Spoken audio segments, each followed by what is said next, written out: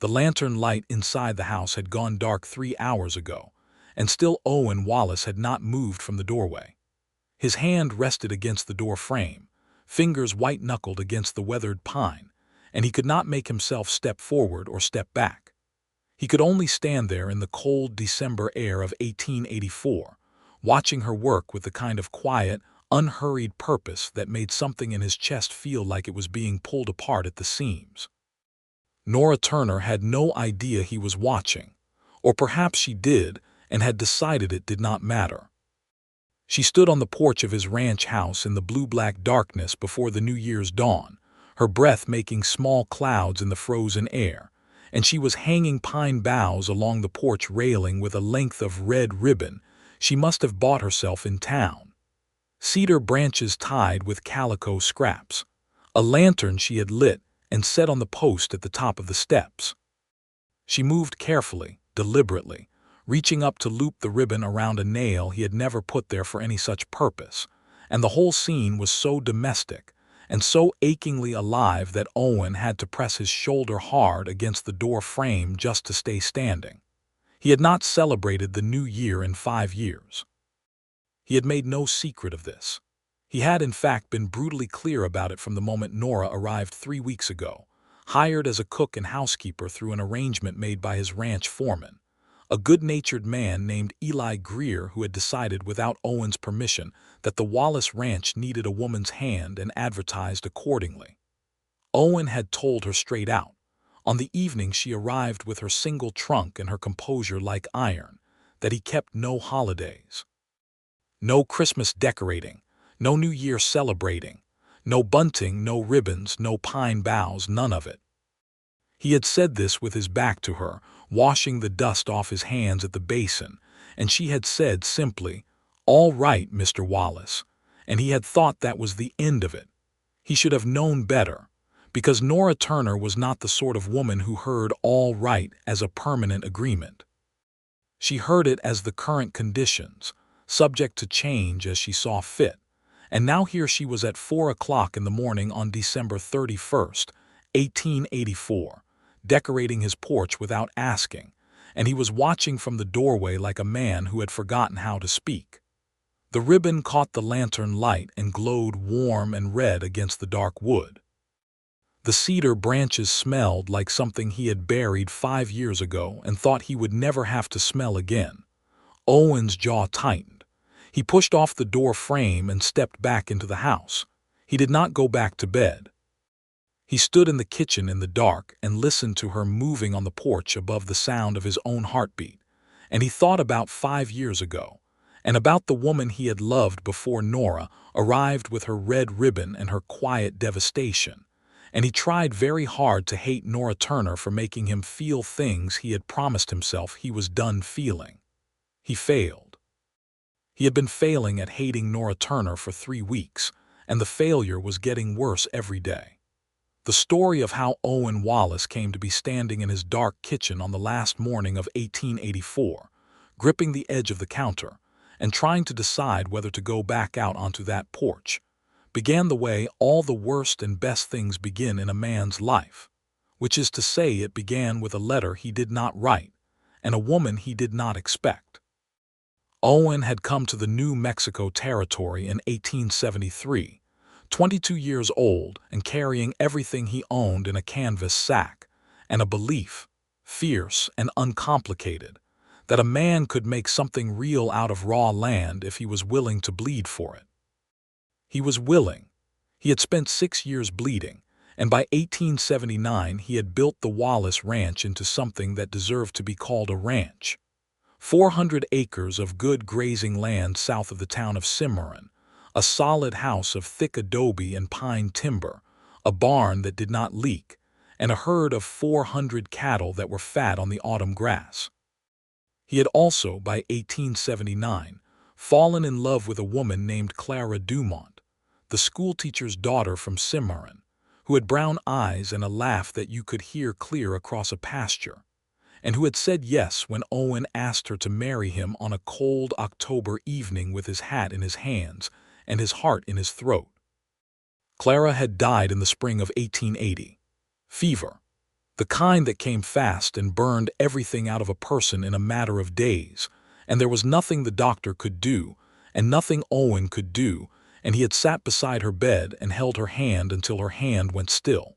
And then he had walked out of that room and out of that house, and across his land until he hit the fence line at the eastern border of the property, and he had stood there until the sun went down. He had not celebrated the new year since. The first year, 1881, he had simply refused. The second year it had not occurred to him to do otherwise. By the third and fourth years it had become something harder and more deliberate, a dark promise he kept with himself, and with the memory of Clara, a way of marking that the world was not allowed to move forward without cost, that joy was not something to be decorated and hung with ribbons and called beautiful when you knew how fast it could be taken. His foreman, Eli Greer, had watched this happen and said nothing for 4 years. In 1884, apparently, Eli's patience had run out. Owen had come in from checking the eastern fence line one cold November morning and found a letter on the kitchen table. He had not written the letter. He had not sent for anyone. But the letter was there, opened in Eli's handwriting at the top, where Eli had scrawled, "Boss, I took a liberty. Don't be a fool about it." Below Eli's note was a second letter, this one in a neat, economical hand. It read, "Mr. Wallace, I understand you are in need of a cook and housekeeper. I have been told the position is full-time and residential, which suits my current circumstances. I can cook anything that grows or walks in the territory. I keep a clean house. I am not prone to illness or complaint, and I will not bother you about matters outside my employment. I ask only for fair wages and a private room. My name is Nora Turner. I am 26 years of age, recently widowed and currently residing in Santa Fe. If the position is still available, please write. If it is not, burn this letter and I will not trouble you further. Yours, Nora Turner." Owen had read the letter twice. He had picked up Eli's note and considered the various things he might say to Eli about taking liberties. He had then put both letters in his shirt pocket and gone about his day, and told himself he was going to burn the letter that evening. He had instead written back to Nora Turner. He could not explain why, even now. He told himself it was practical. Clara had been gone 4 years. He was 33 years old, and his house had not had a proper cook since the last hired hand, a surly man from Texas who fried everything in too much lard, had quit in September. He was practical. He needed help with the house. It had nothing to do with the letter itself, with the particular quality of its brevity, the way she had written, "I will not bother you about matters outside my employment," as if she understood perfectly well that a man could have matters outside his employment that needed protecting. Or so he had told himself. Nora arrived on a Tuesday in the first week of December, stepping off the stage from Santa Fe with one trunk, a carpet bag, and an expression of composed attention that suggested she was cataloging everything she saw and filing it away for later use. She was not what Owen had imagined, and he realized immediately that he had been imagining her, which meant he was already in some difficulty. She was of medium height, with dark auburn hair pinned up under a practical gray traveling hat, and she had green eyes that were sharp and watchful and not unkind. She wore a dark blue dress that was not new but was very clean. She shook Owen's hand when he met her at the stage stop, which surprised him, and she looked at the ranch house when they arrived with an expression of genuine assessment rather than the polite performance of assessment that some women managed, and she said, "The kitchen faces south. That is good." "Why is it good?" Owen said before he had decided to say anything. "Winter sun," she said simply, and carried her own carpetbag to the door. He had shown her the house, the kitchen, the room off the back hallway that would be hers, the pantry, the root cellar, the well. She asked 3 precise questions about the stove and how the flue behaved in high wind, and she thanked him, and she began to unpack. That first evening she had made a stew from the dried beef and root vegetables that had been in the pantry untouched for weeks, and it was the best thing Owen had eaten since before Clara died. He ate 2 bowls and said nothing and went to sit by the fire, and Nora cleaned up the kitchen without making any noise about it. And when she was done, she came and stood in the doorway of the sitting room and said, "Is there anything else tonight, Mr. Wallace?" "No," he said. "Thank you." She nodded and went to her room, and Owen sat by the fire and thought that this had been a manageable decision, a practical decision. He could manage this. He was still trying to convince himself of that 3 weeks later, standing in the dark kitchen listening to her hang pine boughs on his porch in the cold before dawn. What had happened in those 3 weeks was both very small and very enormous. It happened in pieces, the way the worst kind of siege happens, not with a single assault but with small advances made so quietly you almost did not notice until the territory had changed around you. There was the morning she had found him at the table at 5 o'clock, unable to sleep, staring at nothing, and she had not said a word about it. She had simply built up the fire and put coffee on and set a cup near his elbow and gone about her morning. And the silence she offered him was not the silence of indifference, but the silence of someone who understood that sometimes a man needed to be let alone in a room without actually being alone. And that distinction was so precise and so rare that Owen had spent 2 days trying to figure out where she had learned it. There was the afternoon Eli came in for the midday meal and spent 45 minutes making Nora laugh about some absurdity involving a mule and a dry goods merchant in Cimarron. And Owen had sat at the other end of the table pretending to read a bill of sale and listening to her laugh with something in his chest that was uncomfortably close to jealousy, and absolutely nothing like anything he was going to acknowledge out loud. There was the evening she had come out to the barn where Owen was working late on a bridle and stood in the doorway with his supper on a plate, wrapped in a cloth to keep it warm, and said, "You did not come in. I thought you might have forgotten." "I did not forget," he said. "I was busy." She had looked at him with those green eyes for a moment. Then she had set the plate on the workbench and said, "All right," and gone back to the house. He had eaten every bite sitting on a hay bale in the dark, and he had thought about her hands wrapping the cloth around the plate to keep his supper warm, and he had told himself to stop thinking about her hands. He had not stopped. And then there was the business of the new year. It was 6 days before the 31st when he had said it. He had been blunt about it, matter of fact, because he had learned that the best way to avoid things you did not want to do was to make the refusal seem like simple practicality rather than something with weight and history behind it. He had told her he kept no holidays, no celebrating. He expected the house to run as on any other day. She had said, "All right, Mr. Wallace." And then, 6 days later, she had gotten up before dawn and decorated his porch. Owen stood in the dark kitchen for 20 minutes after he retreated from the doorway. And then he made a decision that he knew was both unwise and unavoidable, and he walked back to the front door and opened it. Nora was tying the last of the red ribbon around the porch post nearest the steps. She heard him and turned, and she did not look startled. She looked like a woman who had been expecting to be found out and had decided it was not going to make her stop. "You said no holidays," Owen said. His voice came out lower and rougher than he intended. "I did hear you say that," Nora agreed. She finished the knot she was tying and stepped back to look at the ribbon. "Then what is this?" he said. She turned to face him fully, and in the lantern light her eyes were steady and clear. "It is the last morning of the year," she said, "and I thought it deserved marking. I told you I do not mark it." "You told me you do not celebrate it," she said. "There is a difference." He stared at her. The cold was coming off the darkness in waves, and the pine boughs smelled like a thing that lived inside his chest and hurt. "Why?" he said. The word came out without armor, without the careful flatness he usually kept around it, and he heard it and did not know how to call it back. Nora was quiet for a moment. She looked at him in the lantern light with an expression that was not pity, which was the only reason he did not turn away. It was something else, something that acknowledged the question was real. "Because some things are worth marking even when it hurts to mark them," she said. "Maybe especially then." Owen said nothing for a long moment.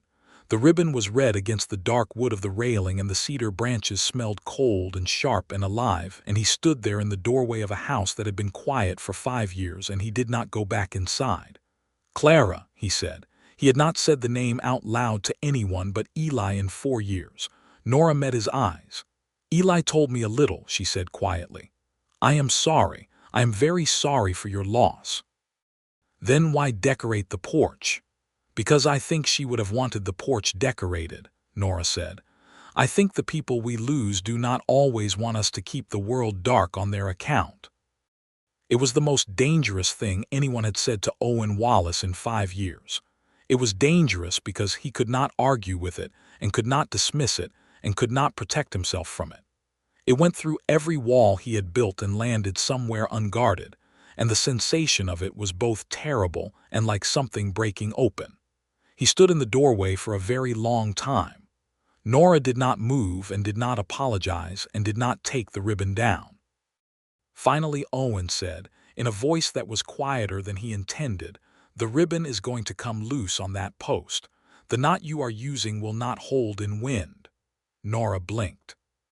Then a small, careful thing that was not quite a smile moved across her face. "Then perhaps you should show me a better one." He looked at her for a moment longer, and then he stepped out onto the porch for the first time in 5 December mornings, and he walked to the post, and he retied the ribbon with a knot that would hold, and his hands were close to her hands where she held the end of the ribbon steady, and neither of them remarked on it. They stood on the porch in the cold December dark together, and the lantern light fell over the cedar branches and the red ribbon, and in the distance across the pasture, the first thin line of 1885 was beginning to gray at the horizon. "She likes cedar?" Nora asked quietly. Owen was surprised into a sound that was almost a laugh, rough and unpracticed. "No," he said. "She thought cedar smelled like an old wardrobe." Nora's lips curved. "What did she like?" "Lilac," he said. "In spring," he paused. "She would have thought the ribbon was a very fine idea." Nora did not say anything to that. She let it stand on its own, which was the right thing to do, and that was what made Owen look at her sideways in the lantern light and realize that Nora Turner had been teaching him things about how to be a person again for 3 weeks without him ever noticing the lessons. "You are cold," he said. "Come inside." "In a moment," she said. "I want to see it in the light." So he stood beside her and they waited for the dawn together.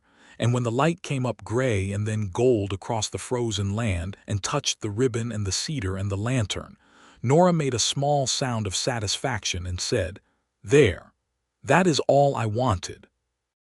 Owen looked at the porch and then at her face, and he thought that she was the most quietly extraordinary person he had ever stood next to. And the thought frightened him considerably. And he turned and went inside to put coffee on before she could see anything in his face that he was not ready for her to see. The weeks that followed were a complicated and beautiful education in the art of falling in love with someone who is living in your house and acting, with perfect professionalism, as if she is aware of no such falling, because Nora Turner was aware. Owen was not foolish enough to believe otherwise. She was a woman of great internal precision, and she did not miss things. She had seen him in the doorway watching her work in the pre-dawn dark, and she had made the calculation that the best thing she could do for both of them was to let him come at his own pace, without pretending that nothing was happening between them. This made the whole situation considerably more difficult to manage, because a woman who was pretending not to notice would have been easy enough to pretend back at.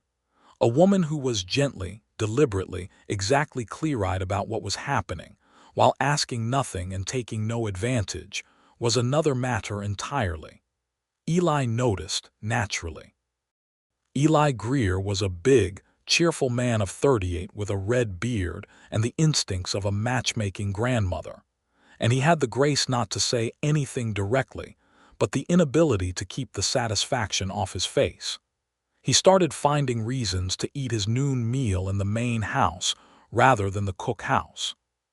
He started arriving early for the morning plan of work and departing late.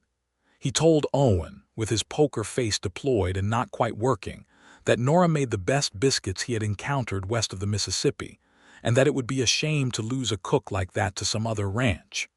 "Nobody is losing anybody," Owen said, in a tone designed to end the conversation. Eli looked at the ceiling and whistled something tuneless and said, "Course not, boss." Owen seriously considered sending Eli to check the south fence line in December, just to give himself some peace. What saved and complicated everything at the same time was January. January in the New Mexico Territory of 1885 was cold and hard, and it had a way of reducing things to what they were without ornamentation. The cattle had to be minded. The water troughs froze and had to be broken open every morning before first light. A section of the east fence came down in a wind that howled in off the mountains like it had a grievance, and Owen and Eli and the two other hands, men named Cade Morales and Pete Haskell, spent 3 days in bitter cold repairing it. Nora kept the house. She kept it with a quiet efficiency that Owen tried to take for granted and found he could not. When he came in from the cold, she had coffee hot and food ready without being asked, and without any ceremony around it, and she had learned, without anyone telling her, exactly what the house needed and when. She had reorganized the pantry so that the winter stores were sensibly arranged and could be located in the dark. She had patched a gap in the kitchen wall where the wind got in, using plaster and a determination that Owen suspected had been applied in the hours before he was awake. She had mended 3 shirts he had put aside, because the mending seemed like a lower priority than everything else. He came in from the broken fence on the 3rd day, cold to his marrow and tired, and with a cut on his right hand from the wire that he had wrapped with his kerchief and was trying to ignore. Nora saw it the moment he came through the door and said nothing about the ignoring and simply said, "Sit down," in a voice that was not a request, and got out the medicine box. Owen sat at the kitchen table and let her unwrap his hand and clean the cut with the carbolic he kept in the box, and she worked with careful, efficient hands and no fuss, and the kitchen was warm from the stove, and the silence between them was the kind that had weight and substance and was not uncomfortable. "That should have been seen to hours ago," she said, not accusingly, just noting it. "There was fence to fix," he said. "There is always something," she said. She was bent over his hand, wrapping a clean strip of linen around it, and her face was very close and very focused. Owen looked at the top of her head, at the way the kitchen light picked up the red in her hair, and he thought about the porch on New Year's morning and about the smell of cedar, and about the fact that he was sitting in his own kitchen letting a woman he was falling in love with bandage his hand and feeling, in the most alarming way, something like peace. "Nora," he said. She looked up. Their faces were very close. Her eyes were green and direct, and she did not pretend to misread the particular quality of the way he had said her name. "Yes," she said. He should have looked away. He did not. "Thank you," he said, "for the porch." Something moved in her face behind her eyes, something that was careful and tender and a little bit like a question. "You are welcome," she said. She tied off the linen and let his hand go, and the loss of the contact was immediate and tangible. And Owen thought, sitting at his kitchen table in January of 1885, that he was in serious trouble and had been for some time, and that continuing to pretend otherwise was getting to be a peculiarly pointless enterprise. What he did not know, because Nora had not told him and because she was a person who held certain things close until she understood what to do with them, was that Nora Turner had her own dark past to manage.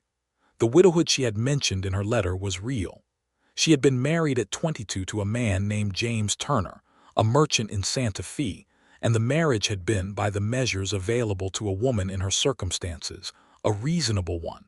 Not a love match, not a disaster. A practical arrangement between 2 people of compatible temperaments who had found each other at a moment when both needed something practical. James had been kind. He had not been cruel. He had not been the love of her life, and they had both known it with a mutual, unspoken, somewhat melancholy clarity. He had died of a heart condition in the autumn of 1883, 2 years into the marriage, leaving Nora with a modest inheritance that had been largely consumed by his business debts, a furnished house that belonged to his creditors, and the question of what she was going to do next. What she had done next was write a letter in a neat, economical hand and send it to a ranch in Cimarron at the direction of a man named Eli Greer, who had posted an advertisement in the Santa Fe paper. She had not come to the Wallace Ranch hoping to fall in love. She had come because she needed a situation, and it seemed like a sensible one, and because something in the advertisement, some quality of straightforwardness about what was wanted and what was offered, had appealed to her. What she had found was a man of 33 who was closed like a house with all the shutters latched, who was in the habit of managing his grief by working himself into exhaustion and keeping the world at a length that felt like control, who was so clearly still capable of warmth and humor and connection that the distance he was keeping from all of those things was almost painful to be near. She had not meant to hang the cedar branches. She had meant to leave things exactly as he had specified. But she had been lying awake in her room on the last night of 1884, thinking about the new year and about the particular human need to mark the turning of time. And she had thought about Owen standing at the fire in the evenings with something behind his eyes that was not just tiredness. And something in her had decided that the best thing she could do for both of them was to refuse to let the porch stay dark. She had not known, when she made that decision, exactly what she was opening or whether he would let it be opened. She had been prepared for him to be angry. She had been prepared for a very direct conversation about her employment and its conditions. She had not been prepared for him to come out onto the porch and retie the ribbon with steady, careful hands, and then stand beside her waiting for the dawn. That morning had rearranged something fundamental in Nora Turner, and she had spent the weeks since managing the rearrangement with the same precision she applied to everything else. What forced things open between them was not, ultimately, a romantic moment. What forced things open was a man named Reuben Holt.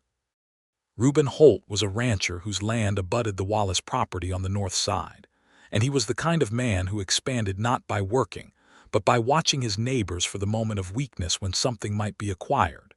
He had watched Owen's land for years and found no weakness in Owen himself. But in the second week of January, Holt rode over to the Wallace Ranch with 2 of his men, and he did it in the late morning when Owen and Eli and the hands were out on the range. Nora was at the kitchen table, going over the household accounts when she heard the horses. She went to the door and found Holt on the porch, which was still hung with the cedar branches though the ribbon had been brought inside against the cold, standing with his hat on and his 2 men behind him. Holt was a man of 50, heavy through the shoulders, with a face that had been handsome once and had curdled into something calculating. He looked at Nora with the particular kind of assessment that she recognized and disliked, the kind that was cataloging her usefulness rather than her character. "I'm looking for Wallace," he said, not introducing himself. "Mr. Wallace is on the range," Nora said. "Can I take a message?" Holt's eyes moved past her into the house, and she did not step aside to make room for the survey. He looked back at her. "Wallace is considering an offer I've made him on the North 40. Thought I'd discuss the terms further." "Mr. Wallace has not mentioned any such offer to me," Nora said, which was true, and was also a way of saying that she was not going to be useful to Holt as a way around Owen. Holt's expression shifted into something that was almost amused and not pleasantly so. "Didn't know Wallace had himself a wife," he said. "He does not," Nora said. "I keep house, which means I manage the household on Mr. Wallace's behalf, and I will tell him you called." She paused. "Good day, Mr. Holt." She knew his name because Eli had mentioned it once in passing with a particular tone that said everything. Holt looked at her for a long moment with eyes that were gauging the best approach to an obstacle. Then he smiled, which was worse than the calculating look. "Nora, is it?" he said. "Miss Turner," she said. "Miss Turner," he said, in a way that made it sound like a concession he was allowing her. "You might tell Wallace that offers have a way of expiring. The North 40's worth more to me than he might think, and I'd rather pay for it than have it fall into disrepair." "Nothing on this ranch is in disrepair," Nora said. Holt smiled again. He turned his horse and rode out with his men, and Nora stood in the doorway and watched them go, and then she went to find paper and wrote down every word of the exchange while it was fresh, so that when Owen came in that evening she could give him the accurate account. She told him over supper, reading from her notes, and Owen listened with a stillness that she had learned to recognize as controlled anger. When she finished, he set his fork down. "He has not made me any offer," he said. "There is nothing to discuss." "I did not think there was," she said, "but I wanted you to know." He looked at her across the table. "What did he say to you exactly?" he said.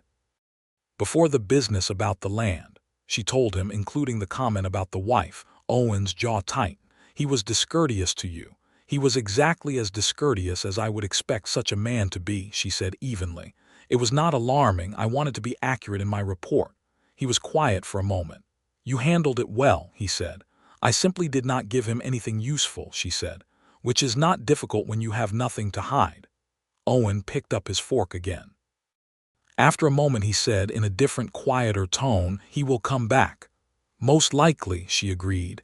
"If he does when I'm not here, you don't have to answer the door." Nora considered this. "No," she said. "But I will answer the door because I am not going to pretend to be absent to accommodate a man like Holt. I would rather answer and be precisely unhelpful." Owen looked at her. There was something in his face that she could not immediately name, and then she recognized it as admiration, which he was trying not to show and not quite managing. "All right," he said. "What is his claim on the North 40?" she asked. "None," Owen said. "He has been trying to pressure a sale for 2 years. He thinks if he makes the offer often enough and presents it as inevitable, I will eventually accept it." "He thinks men can be worn down like stone," Nora said. "Most men can," Owen said. "Not you," she said, without inflection, stating a fact, and went back to her supper. Owen was very quiet after that. Not the closed, shuttered quiet of the early weeks. A different quiet, the kind that is not absence but fullness, as if too many things were present to easily speak. 2 evenings later, Holt came back. This time Owen was home, and he went out to the porch while Holt was still in the yard, and the conversation was brief and clear and definitively not an offer being considered. Owen came back inside and washed his hands at the basin and sat down at the table where Nora had his coffee waiting. "He is the sort of man who reads hesitation as opportunity," she said. "He does not get hesitation from me." "I know," she said. Owen wrapped his hands around the coffee cup and said after a moment, "My father lost land that way. Not to a man like Holt exactly, but to the same principle. Pressure applied long enough, leverage in the right places, until the thing you built became someone else's property." He paused. "I was 15. I watched him sign the papers. He signed them standing up because he would not sit at the same table with the man." Nora was quiet. This was the most he had told her about himself in 5 weeks, and she understood that it was a kind of gift, and she did not rush it or decorate it with her reaction. "That is why you built this the way you built it," she said finally. "So there would be no leverage." He looked at her. "Yes. There is no leverage," she said. "Not that I can see." He held her gaze. "No," he said. "Not that I can see."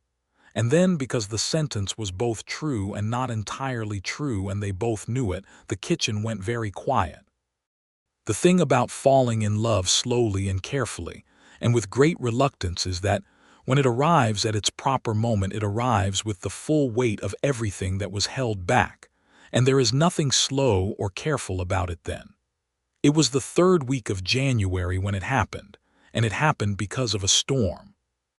The storm came in off the mountains in the night, which storms sometimes did in that part of the territory, fast and mean and loaded with ice.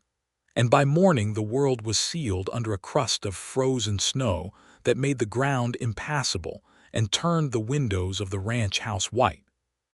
Owen had gotten up before dawn to try to check the cattle and had come back in 20 minutes later with ice in his beard, and the report that the horses were too spooked to take out and the cattle would have to manage until it broke. They were confined to the house. All 4 of them, Owen and Nora and Eli and Cade morales, because Pete Haskell had gone into Cimarron 2 days before for supplies and had not come back ahead of the storm. The cook house was 50 yards across the yard, which in those conditions was too far for comfort, and so Eli and Cade settled in the main house with the ease of men who have weathered many such days. Nora fed them all, which involved considerable creativity given that the root cellar was frozen shut and the pantry had to provide. She made salt pork and dried bean soup and cornbread from the last of the cornmeal, and she put it on the table like it was nothing. And Eli and Cade ate with the gratitude of men who have spent years eating their own limited cooking and know the difference. In the afternoon, Eli taught Cade a card game involving impossible rules that he seemed to be making up as he went, and their argument about the rules filled the far end of the sitting room with a low, comfortable noise. Nora sat by the good light of the south window with a piece of mending. Owen was at the table with his account books, which he worked at in the particular way of a man who is not entirely concentrating on the account books. Nora looked up from the mending and found him looking at her. He did not look away. She put the mending down. "What is it?" she said, quietly enough that Eli and Cade could not hear. Owen was quiet for a moment. Then he said very carefully, "I want to ask you something." "Then ask it," she said. He folded his hands on the account book. "When you came here," he said, "what did you want?" She considered the question with the seriousness it deserved. "I wanted a situation," she said. "I wanted to be useful somewhere that needed what I could offer." "And did you find that?" "Yes," she said, quite quickly. He was watching her with those careful gray eyes that had been watching her for 5 weeks and collecting information that he had not yet decided what to do with. "Is that all you wanted?" he said. She looked at him. "No," she said honestly, "but it was all I was prepared to ask for." The silence in the corner where Eli and Cade were arguing about cards did not change, and yet somehow it became a different kind of background noise, one that was giving Owen and Nora a separate room within the room. "I have been managing," Owen said. He said it like it was a confession, low and careful. "For 5 years. I have been very efficient about it. I worked and I kept the ranch and I told myself it was enough." "Was it?" she said. "Yes," he said. "Until December." She said nothing. She waited. "You hung the cedar on the porch," he said, "and I stood in the doorway and watched you, and something in me that I had locked up very thoroughly began to come undone, and I have not been able to lock it back since." He paused. "I want you to know that." Nora Turner held very still, because something in her was also coming undone, and she was not going to pretend otherwise, and she was not going to rush the moment either. "I had not planned for it either," she said. "I want you to know that too." Owen looked at her across the table with 5 years of careful grief and 5 weeks of careful restraint and something behind his eyes that was open, fully open, for the first time since she had arrived. "Nora," he said. "Yes," she said, not answering a question, just saying yes to the whole thing. Eli from the corner said loudly to Cade, "That is not how that card is played." And neither Owen nor Nora looked away from each other, and the storm pressed against the windows, and outside the frozen world was white and locked and still, and inside the ranch house something had shifted that could not be shifted back. What came after that was not immediate. Owen was not the kind of man who moved without thinking, and Nora was not the kind of woman who needed things to move fast. What changed was the quality of everything, the way the mornings felt, the way supper felt, the way the evenings by the fire felt. The careful professional distance evaporated not dramatically but definitively, like frost off a window when the room warms, and what was in its place was something warmer and more honest and considerably more alarming to manage. Owen began to talk to her. Really talk, not just the necessary exchange of the running of a ranch and a household.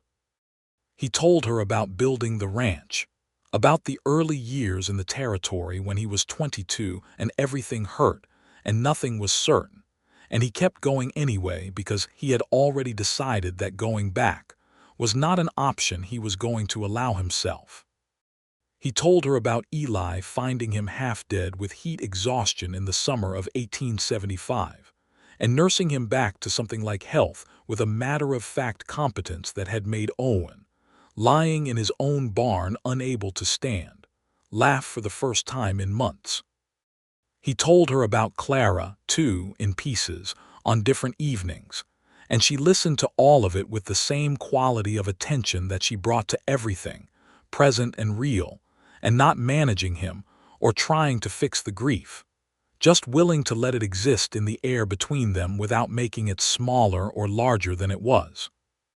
She told him about herself in return, about Santa Fe and the merchant's house, and the marriage that had been kind without being the thing either of them had wanted from the other, about the 2 years of widowhood before Cimarron, about what it was like to be a woman alone in a territory that did not have well-developed ideas about what a woman alone was supposed to do with herself. "I was never helpless," she said one evening. "But the world had an idea that I should be, and arguing with the world's ideas is tiring when you are also trying to find a way forward. The world has a lot of ideas that do not survive contact with evidence," Owen said. She looked at him with an expression that was warm and a little wry. "Some of them do not survive contact with you," she said. He turned to look at her. They were sitting by the fire, which was becoming a habit, and the house was quiet around them, and his face in the firelight was open in a way she had not seen it in the first weeks.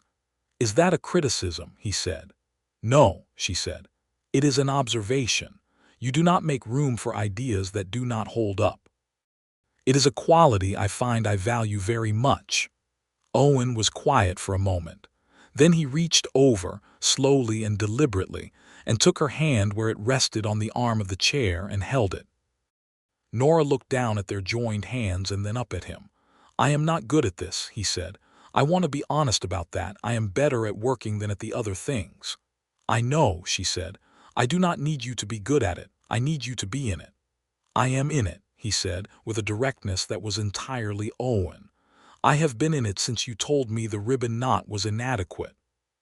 She laughed, which was surprised out of her, and the sound of it in the quiet house was the most beautiful thing Owen had heard in 5 years, and he tightened his hand around hers and said nothing, and the fire burned down around them. He asked her to marry him in February. He did not do it with elaborate preparation or ceremony.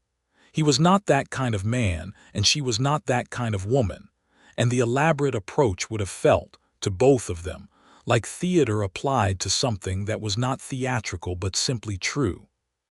He asked her in the kitchen on a February morning when the sky was hard and blue and the frost on the window was beginning to think about yielding to the sun, and she was making bread, and he stood in the kitchen doorway watching her work with the dough the way he had stood in the doorway watching her hang the cedar, and the symmetry of it was not lost on him.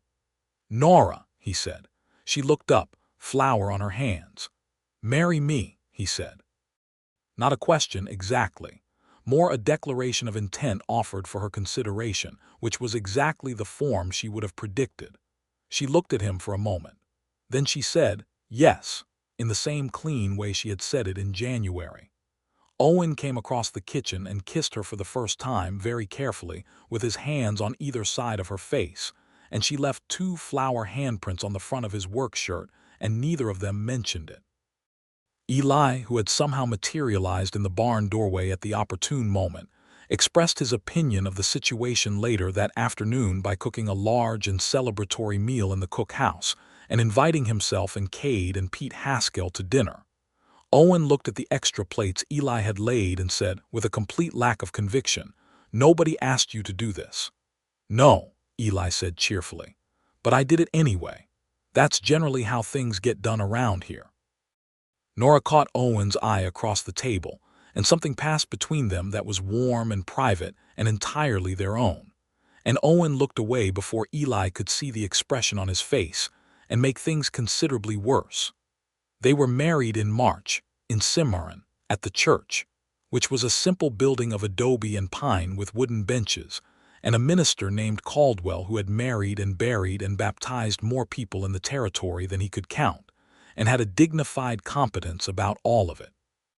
Nora wore a dress she had made herself from good gray wool with white trim at the collar and cuffs, and she carried the first spring flowers she could find, which in March in the territory were spare and stubborn and perfect. Owen wore his good coat and his good boots and stood at the front of the church with Eli beside him and waited for her to come down the aisle. And when she came through the door and walked toward him in the March light, he had the sensation of a man who has been cold for a very long time and finally found a fire. They said their words and Caldwell pronounced them married, and Eli grinned so broadly that Cade, standing beside him, had to look at the ceiling to keep from laughing.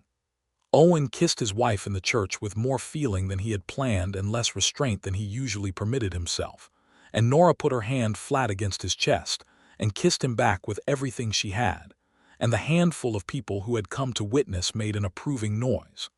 After, they rode back to the ranch in the spring afternoon. The territory was just beginning to think about greenness, about the kind of tentative warmth that the New Mexico spring offered before it committed to anything, and the air smelled of thaw and distance and the particular mineral cold that never quite left the mountains even in summer. Nora sat beside Owen in the wagon and the world was open and real around them. "Are you afraid?" he asked. He glanced at her sideways. She thought about it honestly. "No," she said. "I thought I might be. I am not." "What are you?" She looked at the horizon, at the long blue line of the mountains and the wide pale sky above them. "Certain," she said. "I am certain." Owen took her hand off her lap and held it without looking away from the road. "So am I," he said. The spring that followed was the most genuinely alive period Owen Wallace had experienced since 1880. Not because everything was easy, because ranching in the territory was not easy and the cattle market was volatile, and the weather was unreliable, and there was always a fence that needed mending or a decision that required weighing. But because those things were manageable when they were shared, and because the house, which had been a place of careful survival for 4 years, became something else under Nora's presence, not softened exactly, not prettified, but inhabited fully, the way a house is supposed to be inhabited. Nora put a kitchen garden in south of the house, which Owen helped her break ground for with a stubbornness about the rocky soil that she matched exactly. And by June, there were things growing in it that made the kitchen smell like life when she cooked. She had found at the dry goods store in Cimarron a bolt of yellow calico that she had no particular need for and had bought it anyway and made curtains for the kitchen with it, and the effect was so absurdly cheerful that Owen had stood in the kitchen door looking at them for a full minute before he could decide what to say. He had said, "Those are very yellow." Nora had looked at them with satisfaction. "Yes," she said, "they are." He had stood there another moment. "I like them," he said, and gone back out to the barn before she could see that what he was actually doing was smiling. The matter of Reuben Holt came to a head in May. Holt had not given up on the North 40, and in the spring, with Owen now formally established and the ranch running well and Holt's land feeling its limits, the pressure intensified. Holt tried several approaches, including a visit in which he appeared to be conducting a neighborly social call, and managed during that call to mention twice that an injured water access on the north boundary could become complicated if certain agreements were not in place. Owen listened to all of this with the stillness of a man who knows he is being maneuvered and is not going to be maneuvered. He consulted, at Nora's suggestion, with the Territorial Land Office in Santa Fe about the water access question, sending a letter with a precise description of the situation that Nora helped him draft. The response took 3 weeks and arrived definitively in Owen's favor, clarifying the water rights as established under the original patent. Owen had the letter framed against future reference, which was not strictly necessary but satisfied something in him. He rode over to Holt's ranch on a May morning and told Holt, standing in Holt's yard with the spring sun on his back and the letter folded in his pocket, that the water question was settled and the North 40 was not for sale, and that further pressure on either front would result in Owen contacting both the land office and the county sheriff's office about harassment, a conversation Owen was not reluctant to have. Holt was a man who knew when he had run out of angles, And Owen was a man who communicated the end of a situation very clearly. Holt looked at Owen in the morning light for a long moment and then said, with a sourness he did not bother concealing, "You've got yourself an ambitious wife, Wallace." "I've got myself a very capable wife," Owen said, "which is not the same thing, but I understand you might have trouble with the distinction. Good day." He rode home. He came into the kitchen where Nora was going over the accounts, and he set the letter on the table between them and said, "That is done." She looked at the letter and then at him. "Holt, Holt," he confirmed. She let out a breath. "Good," she said. He sat down across from her. "He mentioned you," he said. "I expected he might. He called you ambitious." She met his eyes. "And what did you say?" "I said you were capable," Owen said, "which is true and is a considerably better quality." Nora looked at him, and the expression on her face was one he was still learning but had become over the months his favorite thing to see. "Thank you," she said. "I do not say things I do not mean," he said simply. "I know," she said. "That is why it means something." Summer settled over the Wallace ranch like something generous. The grass is tall and the cattle fat, and the kitchen garden producing, with an enthusiasm that exceeded Nora's original estimates. She preserved everything she could, lining the shelves of the root cellar with jars of things put up against the winter, and Owen watched this enterprise with admiration, because the scale of her forward planning matched his own instincts about the ranch itself. That security was built jar by jar and acre by acre, not granted but constructed. She was happy. He watched her be happy, and it was the most valuable thing he owned. She was happy in a way that was not performed or obligated but genuine, rooted in the work and the land and the slow building of something real. And in him, he was willing to believe, in the particular quality of a happiness that requires the right person in the right place at the right time, and is not therefore something to be taken as inevitable. He was happy too, which was the larger surprise. He had not expected to be happy again. He had made accommodations with the idea that happiness was a thing that had happened to him once and would not happen again, and he had found those accommodations sufficient for 4 years. And now, they seemed like the particular kind of sufficiency that is really just a way of not asking for what you want because you have decided not to want it. He had been wrong about that, and being wrong had never felt so much like being right. In the late summer, Nora told him, with the particular composed directness that she brought to all significant information, that she was expecting a child. Owen was standing at the kitchen table when she told him. He was looking at the back of the property through the window. When she said it, he turned and looked at her. "Yes," he said, not because he doubted her, but because he needed a moment to manage the force of it. "Yes," she said. She was watching him with green eyes that were steady and warm and asking him quietly how he was. He crossed the kitchen in 3 steps and put his arms around her, which was not something he did often with demonstrative ease, being a man who was careful with his physical expressions of feeling, and he held her for a long moment in the summer kitchen with the yellow curtains and the smell of the garden coming through the window. "All right," she said against his shoulder. "Yes," he said, "very all right." She put her hands against his back and held on. The child was born the following spring, in April of 1886, in the ranch house with the doctor from Cimarron in attendance, and Eli pacing the length of the barnyard at an agitated rhythm that Cade reported later had worn a visible track in the dirt. It was a boy. Owen held him in the kitchen, standing by the window in the April morning light, and the child looked at him with the unfocused blue eyes of the very new.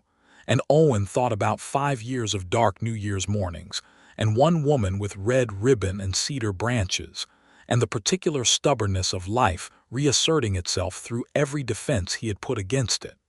They named him Thomas. Thomas James Wallace, the James for Nora's late husband, because she wanted to carry something forward from that life even when the life itself had been limited in its happiness. And Owen had agreed without hesitation, because he understood the value of honoring the past while not being imprisoned by it. Thomas was loud and healthy, and had Owen's gray eyes and Nora's auburn hair, and an opinion about everything from his first month of life, which Eli found deeply entertaining, and which Owen managed with a patient gravity that Nora thought was the most purely charming thing she had ever watched. "You are very serious with him," she said one evening, watching Owen read aloud to Thomas, who was 7 months old and unable to understand a word, but was listening with enormous attention to his father's voice. "He is serious," Owen said. "Look at him." Thomas was indeed regarding Owen with a concentration that suggested deep thought. "He has your face when you are working something out," Nora said. Owen looked at his son, and then at his wife, and felt, in the spring evening of the ranch house where he had lived for 13 years and been lonely for 5 of them, something so complete that he could not have named it and did not need to. "Nora," he said. She was mending, the same practical motion of hands that she had been making since December of 1884. "I am glad you hung the cedar," he said. She looked up. Her expression was soft and certain and green and exactly itself. "I know," she said. "I am glad I did too." Life on the Wallace ranch settled into the kind of abundance that is not measured only in cattle and good harvests. It accumulated in the daily texture of things. In the mornings that Owen came in from early chores to find Nora at the stove and Thomas in his chair at the table making attempts on a biscuit. In the evenings when they sat on the porch after supper, because Nora had added a rocking chair and Owen had added the other without being asked, and neither of them mentioned the symmetry. In the way Eli came to supper on Sundays with the ease of a man who had been coming to Sunday supper for long enough that it had stopped being an invitation and become simply where he was on Sundays. Cade Morales, the quiet young hand from the south of the territory, turned out to have a talent for horses that exceeded what Owen had initially realized. Over the course of 1886, Owen expanded the horse-raising side of the ranch, working alongside Cade with a growing partnership that was both productive and, in the way of men who work well together and respect each other's competence, satisfying. Cade had been 23 when he arrived on the ranch, and he was now 25, and had grown into something steady and skilled. He had also, Owen and Nora both noticed with a pleasure they did not interfere with, begun spending his Saturdays in Cimarron with a particular frequency that corresponded to the Saturdays when the schoolteacher's daughter, a young woman named Ana Gallegos, was likely to be at the dry goods store. Nora mentioned this to Owen with a precision so understated that it took him a moment to realize she had mentioned it at all. "You noticed," he said. "It would be difficult not to," she said. "He irons his shirt on Saturday." "He irons his shirt on Saturday," Owen agreed. "I like her," Nora said. "I met her at the church social in September. She is sensible." "That is your highest compliment," Owen said. "It is a very high compliment," she said. They did not interfere, because they were not Eli, but Nora did invite Ana Gallegos to Sunday supper in November, which she called a social extension, and which Owen recognized as the most elegant possible non-interference. And Ana came and was sensible and kind, and talked horses with Cade for 45 minutes while Eli watched with the deeply satisfied expression of a man watching something he approves of. And Owen and Nora sat across the table from each other and said nothing about any of it and said everything about it with their eyes. The second winter on the ranch was nothing like the first. Not because it was easier. The winters in the territory were never easy, but because it was inhabited differently. The house was warm in a way that had nothing to do with the stove, and the days were full of the texture of small things that were also large things. Thomas learning to pull himself upright holding the kitchen chair. Owen teaching Nora to ride with the particular focused patience he brought to all instruction. Nora organizing the preservation of the fall harvest with a systematic thoroughness that ensured the ranch would eat well through February. Pete Haskell got married in October and moved to a homestead south of Cimarron with his new wife, a practical woman from Kansas named Ruth. And Owen hired 2 new hands in the spring, young men named Daniel Rourke and Sam Wheeler, who were both from families that had come west a generation ahead of them, and who understood the particular demands of the territory without needing extensive explanation. By the 2nd December, Owen had stopped needing to remind himself to be present in his own life. He was simply present, in the way that is only possible when the life fits and the person fits and the work fits, all of it aligned into something that does not require management because it is simply what is true. He thought about this on the last morning of 1886, which was the second new year they would mark as husband and wife. He was up before dawn, which he always was, and he went to put the coffee on and found that Nora was already ahead of him. She was on the porch. He stood in the doorway, his hand on the frame in almost exactly the place it had been 2 years earlier, and he watched her. She was hanging something from the porch railing. He stepped out quietly onto the porch and saw that it was cedar again, fresh cut, with new red ribbon, and beside it she had placed a lantern. She turned when she heard him, and she was not surprised to find him there, as she had not been surprised 2 years ago. "You are up early," she said. "I always am," he said. He came and stood beside her and looked at the cedar and the ribbon and the lantern in the pre-dawn dark, and the cold was sharp and clean and the stars were still hard overhead. In the house behind them, Thomas slept in his crib, making the small sounds of a healthy child deep in sleep. "Same knot," Owen said. "Better not," she said. "I have had 2 years to practice." He looked at her work and he saw that she was right. The knot was better, and he thought about the first morning and about everything that had been built since that morning, out of a woman's quiet stubbornness and a man's inability to keep his heart as locked as he had intended. "It is a good porch," he said. "It is a very good porch," she agreed. He put his arm around her and she leaned into him, and they stood together in the last hour of 1886 and watched the stars go dim and the sky begin its slow gray opening. And the cedar smelled cold and sharp and alive, and the ribbon was red as something warm in the dark, and the lantern burned steady in the pre-dawn stillness. "Clara would have liked you," Owen said. "I think I would have liked her," Nora said, without any complication in the words, just the simple truth of it. He held his wife in the cold morning and he felt, for the first time in what had been a very long and difficult number of years, exactly at peace. Not the managed peace of a man who has made his terms with loss and holds to them. The real kind. The kind that does not require any terms at all. When the light came up and touched the mountains in the east with its first cold gold, Thomas woke inside and said something in the vocabulary of a 1-year-old that required immediate parental interpretation, and Nora straightened and laughed and said, "He will want his breakfast," and turned to go inside. Owen caught her hand. She turned back and looked at him in the New Year's first light. He said nothing. He did not need to say anything. He kissed her instead, warm and thorough and entirely committed. There on the porch with the cedar and the red ribbon and the lantern and the January light coming up gold across the New Mexico territory. And she kissed him back with everything she had, same as always, same as the first time, because that was who Nora Turner Wallace was, and he had never once taken it for granted. The years that followed built on that foundation, with the steady, accumulating richness of a life, well lived in a hard and beautiful country. Thomas grew from the solemn infant who had regarded everything with Owen's gray-eyed gravity into a boy of fierce intelligence, and his mother's precise practicality, who by the age of 5 was following Owen around the ranch on a pony of his own with the seriousness of a man in training, which was in fact exactly what he was. He had Owen's patience and Nora's stubbornness, and the combination was formidable.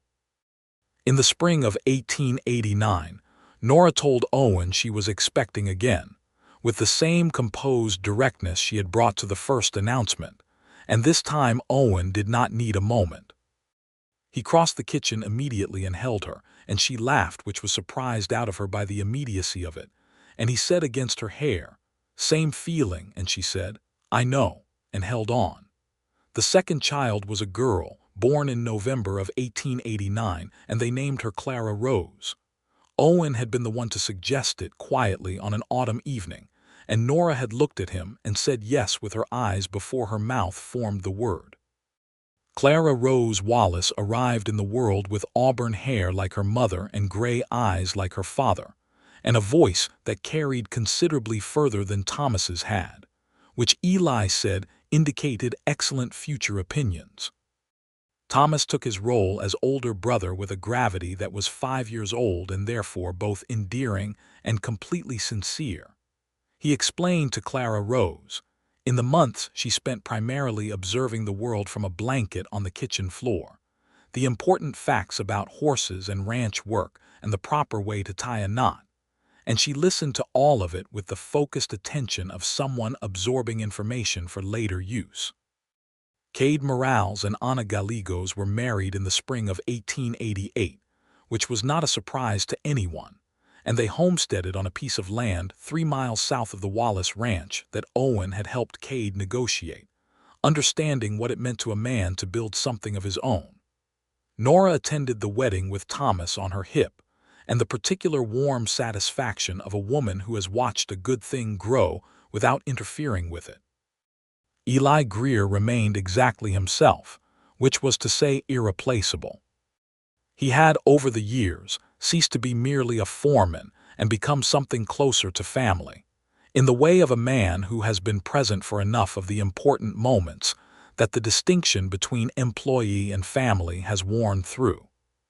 He sat at the Wallace table for Sunday supper with the permanence of the furniture, and when Clara Rose arrived he held her with the practiced ease of a man who had watched too many foals and calves come into the world to be alarmed by the general helplessness of new life, and he said, looking at her in the kitchen lamplight, "She has got an opinion already.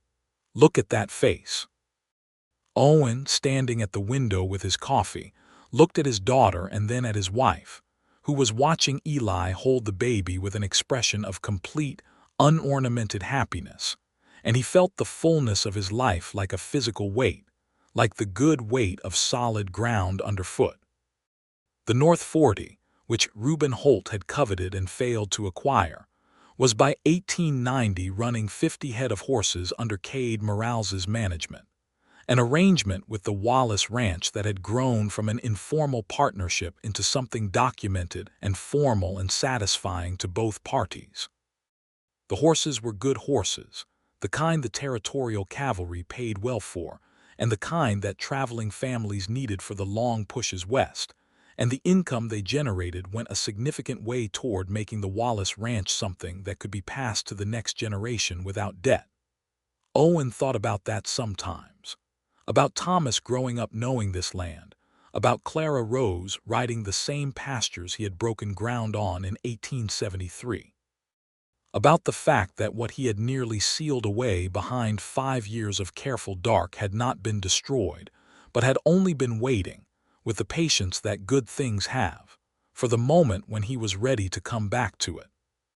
The new year of 1890 arrived the way it always did now on the Wallace Ranch, with cedar branches and red ribbon and a lantern on the porch post, and Owen and Nora standing together in the pre-dawn dark waiting for the light. Thomas was 6 now, and he came out in his boots and his coat, not wanting to miss anything, and Owen lifted him and held him with the easy strength of a man who has carried his son 10,000 times, and Thomas looked at the cedar and the ribbon with the serious attention he brought to all of it. "Why do we do this?" he asked, which was the kind of question Thomas asked about everything, because he needed to know the reason for things. Owen and Nora looked at each other over the top of Thomas's head. In the house behind them Clara Rose slept, not yet old enough for pre-dawn ceremonies. "Because it is the end of one year and the start of another," Nora said, "and the turning of things deserves to be marked." "Why cedar?" Thomas said. "Because cedar is green in winter," Owen said, "and green in winter is a reminder that things come back." Thomas considered this with his gray eyes in the dark. "Did things come back?" he said. Owen held his son and looked at his wife, at Nora Turner Wallace in the first gray of the January morning, with the ribbon she had hung on the porch of his house 2 New Year's mornings before she was his wife, and the lantern light on her face, and the whole weight of everything that had been built from that one quiet, stubborn act of decoration. "Yes," he said. They did. Nora reached up and laid her hand against his face, and he turned and kissed her palm. And Thomas said, "You are doing the kissing thing," in the tone of a 6-year-old who has opinions about this. And Nora laughed, surprised and warm and free, and it carried out over the pasture in the still January air, clear as a bell. The dawn came up gold and wide over the New Mexico territory, the light coming first to the mountain peaks, and then spilling down the long slopes to the plain, touching the frost on the grass to a brief and brilliant white, and then warming, and the year began. They went inside. Nora put coffee on, and Owen built up the fire, and Thomas announced at the volume of a boy who has been outside in the cold, and is now processing his own enormous feelings about life and horses and the coming year.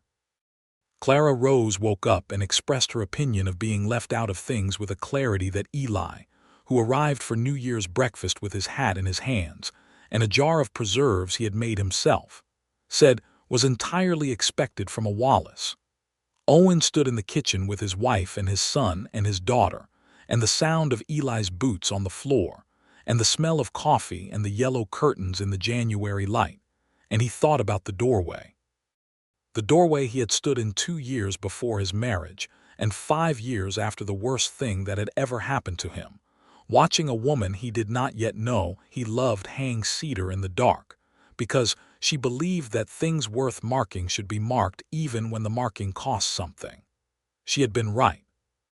She was almost always right, which was one of the things he had come to love most about her, the same way he had come to love the precision of her, and the stubbornness of her, and the warmth that lived behind the composure that she had arrived with on a Tuesday in December and never lost. Nora caught him looking from across the kitchen, where she was managing the coffee pot and a question from Thomas simultaneously, and she raised one eyebrow in the way that meant she knew exactly what he was thinking, and was neither going to make him say it nor let him off the hook of being seen thinking it. He smiled at her. An Owen Wallace smile, which was not a large thing but was entirely real, and she smiled back in the full, warm way that was entirely Nora. And Thomas demanded breakfast with the urgency of the very young, and Clara Rose agreed emphatically from her crib, and the kitchen filled with noise and warmth and the smell of coffee and the January light coming through yellow curtains, and the year was new, and they were home. The cedar would come down in January, as it always did, and be set aside, and the porch would return to its plain working self until the next turning of the year. And every December 31st before the dawn, Nora would rise and cut fresh branches and tie new ribbon, and Owen would wake and stand for a moment in the bedroom doorway listening to her on the porch, and then he would get up and come out to stand beside her, and he would retie any knots that needed retying, and they would wait for the light together, because that was what it meant to have come back from a dark place. Not that the dark was forgotten or that the cost had been less than it was, but that someone had stood on your porch in the cold before dawn and refused to leave the year unmarked, and you had stepped outside to stand beside her, and everything had followed from that. Owen Wallace had not celebrated the new year for 5 years, and then he had, and then the years had come, one by one, each one better than a man who had sealed himself against hope had any right to expect. He had Nora to thank for that. He told her so, regularly and plainly, because he was a man who said what he meant, and what he meant every year, as the light came up over the New Mexico territory, and the cedar smelled cold and sharp and alive, and the ribbon held fast in the knot he had taught her, was simply this: that she had known something he had forgotten, which was that the world is not made bearable by darkness but by the stubborn, specific, irreducible human willingness to bring light, even when no one asks you to, even when the porch is cold and the hour is early and the man inside the house has said he does not celebrate. She had brought the light anyway, and he had let it in. And the rest of it, the long, beautiful rest of it, was theirs.